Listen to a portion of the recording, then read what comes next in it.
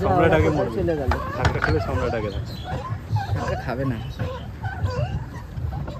এদিকে ভিউটা তুলি বল।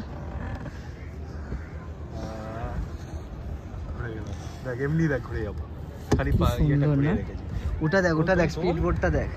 স্পিড বোট দরকার নেই, তুই এমনি বোটে তোল। তুলছি তো, তোকে তুলবো তো, এই তো তুলছি। এটা মার হালকা, এইখানটাই ভালো লাগছে বল।